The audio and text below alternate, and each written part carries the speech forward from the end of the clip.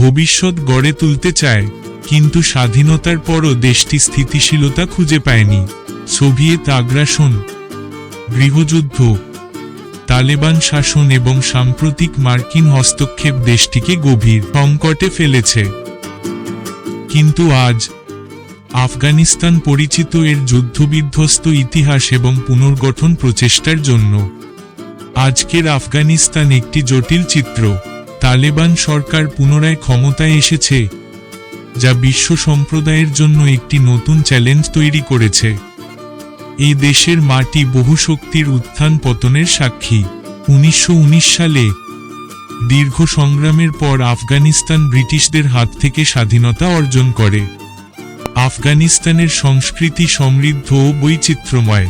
এখানে পুশতুন, তাজিক, হাজারা এবং উজবেক সহ বিভিন্ন জাতিগোষ্ঠীর মানুষের বসবাস।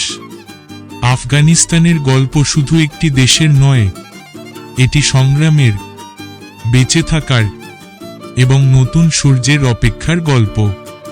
তবে আশার আলোও রয়েছে। আফগানিস্তানের তরুণ প্রজন্ম পরিবর্তনের জন্য দৃঢ় প্রতিজ্ঞ।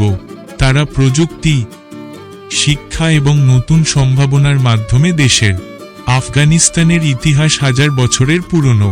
আলেকজান্ডার দ্য গ্রেট থেকে শুরু করে মুঘল সাম্রাজ্য, আরবদের আগমন থেকে ব্রিটিশদের উপনিবেশবাদ, এই জাতিগোষ্ঠীগুলোর প্রতিটিরই নিজস্ব ভাষা, পোশাক এবং উৎসব রয়েছে।